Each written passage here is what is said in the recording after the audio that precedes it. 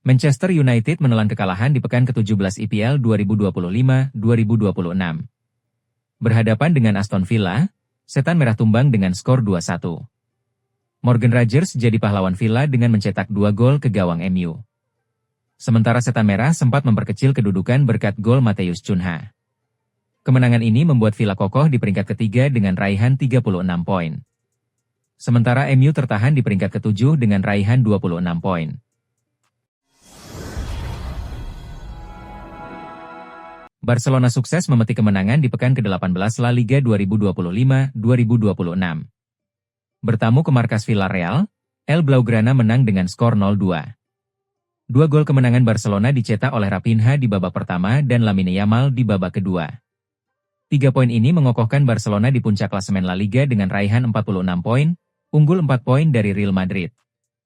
Sementara Villarreal tertahan di peringkat keempat dengan raihan 35 poin.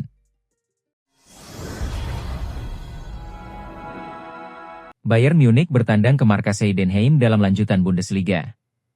Di Rotten pulang dengan 3 poin. Heidenheim versus Bayern Munich berlangsung di Voith Arena, Minggu, 21 Desember 2025, dini hari waktu Indonesia Barat. Bayern menang dengan skor 4-0. Hasil itu bertahan sampai laga tuntas. Bayern makin mantap di puncak klasemen dengan Bundesliga dengan 41 poin.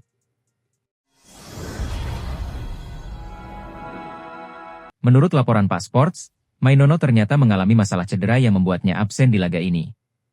Sang gelandang mengalami cedera di sesi latihan terakhir MU pada hari Sabtu, 20 Desember 2025. Namun laporan itu mendeskripsikan cedera yang dialami Mainono itu masuk kategori cedera ringan. Amorim dan tim pelatih MU enggan mengambil resiko dengan memainkan Mainono di laga ini. Jadi mereka memilih untuk mengistirahatkan sang pemain sembari menunggu ia sembuh dari cedera.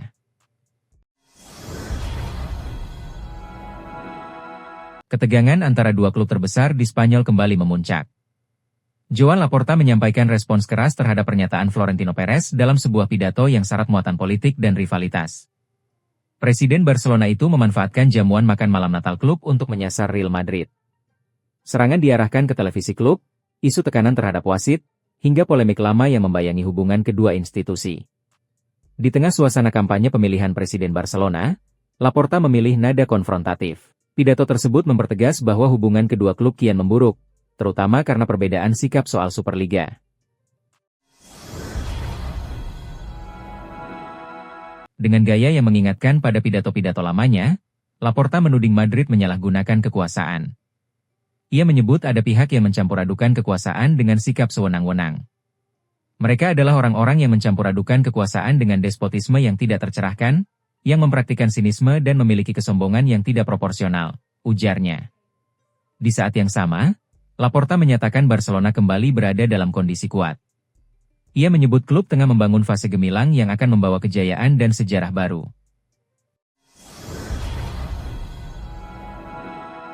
Eric Garcia menjalani musim yang sangat berbeda bersama Barcelona.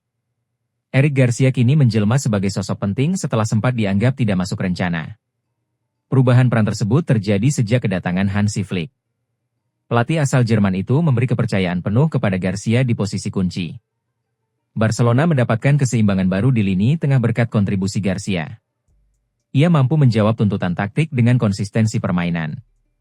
Performa stabil itu berdampak langsung pada statusnya di dalam tim. Garcia kini sulit tergeser meski persaingan di skuad sangat ketat. Gabriel Jesus muncul sebagai nama baru dalam rencana transfer AC Milan pada bursa Januari. Penyerang Arsenal tersebut disebut telah ditawarkan ke Rossoneri melalui perwakilannya. Situasi ini muncul ketika Milan membutuhkan tambahan tenaga di lini depan. Produktivitas penyerang yang ada dinilai belum memenuhi ekspektasi sepanjang musim. Kebutuhan itu semakin mendesak setelah Santiago Gimenez harus menepi akibat operasi pergelangan kaki. Kondisi tersebut membuat Milan kekurangan opsi tajam di kotak penalti lawan. Selain itu, performa Christopher Nkunku juga belum konsisten dalam memanfaatkan peluang. Manajemen klub pun mulai membuka berbagai opsi untuk memperkuat sektor serang. Kemenangan di London Utara tidak serta-merta membuat Arne Slot sepenuhnya puas. Pelatih Liverpool itu mengakui performa timnya masih menyisakan celah yang perlu dibenahi. Meski unggul jumlah pemain dan sempat menguasai jalannya laga, Liverpool dinilai kehilangan kontrol di menit-menit akhir. Tottenham tetap mampu memberi ancaman hingga membuat skor menjadi ketat. Slot menilai situasi tersebut sebagai bukti bahwa proses adaptasi timnya masih berjalan. Perubahan besar yang dilakukan Liverpool sejak musim panas disebutnya memang membutuhkan waktu. Kemenangan ini tidak sempurna, terutama di 10 menit terakhir, tetapi kami terus mengumpulkan poin. Saya rasa situasinya tidak pernah seburuk yang dikatakan orang, tetapi memang benar bahwa kami belum sempurna. Kami tahu ketika melakukan perubahan di musim panas bahwa ini akan membutuhkan waktu. Serunya pada BBC Sport usai laga. Borussia Dortmund kembali mencuri perhatian dunia, bukan lewat gol atau atmosfer, tembok kuning, melainkan dari atap stadion mereka. Klub Bundesliga itu kini menorehkan rekor global di luar lapangan. Signal Iduna Park, atau Westfalenstadion, resmi menjadi stadion dengan sistem panel surya atap terkuat di dunia. Proyek ini menegaskan bahwa sepak bola modern tidak bisa dilepaskan dari isu keberlanjutan energi. Borussia Dortmund bersama RWE menyelesaikan pemasangan sistem panel surya berkapasitas 5 MW di stadion terbesar di Jerman tersebut. Langkah ini melampaui rekor sebelumnya milik Stadion Nef Istanbul. Di tengah tuntutan global akan transisi energi, Dortmund menunjukkan bahwa klub sepak bola juga dapat berperan aktif dalam proyek sustainability yang berdampak nyata. Haris Pardede, pengamat sepak bola nasional, via kanal YouTube Nusantara TV ikut memberikan pandangannya terkait rencana penunjukan John Hartman. Apakah John Hartman sosok yang tepat menggantikan Patrick Kluivert? Harapannya seperti itu karena jawabannya kan belum ada. Bukan nggak ada, tapi belum ada. Nanti tentunya kita akan lihat progresnya. Persiapan nanti Maret ada FIFA Series ya. Kemudian kalau nggak salah Juni itu masih ada satu lagi FIFA Matchday. Baru nanti Juli akan ada Piala AFF, kata Haris Pardede. Menurut Haris Pardede, tantangan pertama John Hartman adalah Piala AFF 2026 yang wajib dimenangkan. Nah, itu kan kalau apa itu barrier pertama kan. Bukan soal menang kalah. Tapi kalau Piala AFF sih harusnya kalau memang menurunkan tim terbaik, ya selesai itu barang, ujarnya. Porto secara resmi mengumumkan kedatangan Thiago Silva sebagai rekrutan anyar mereka, Sabtu, 20 Desember 2025, malam waktu Indonesia Barat. Kepastian ini sekaligus mengakhiri spekulasi masa depan bek veteran asal Brasil tersebut, yang sebelumnya sempat dikaitkan dengan AC Milan dan Chelsea namun tak pernah berlanjut ke tahap serius. Porto mengonfirmasi bahwa Thiago Silva menandatangani kontrak hingga akhir musim ini, dengan opsi perpanjangan 1 tahun. Bek berusia 41 tahun itu akan mulai bisa memperkuat tim berjuluk Dragons pada Januari mendatang.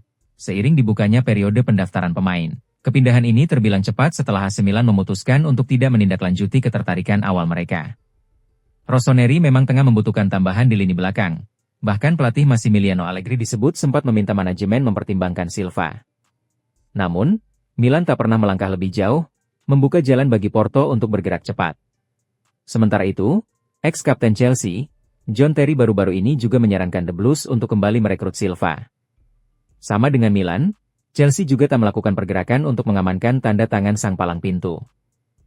Jangan lupa subscribe dan nyalakan lonceng notifikasi ya, agar tidak ketinggalan berita bola terbaru setiap hari.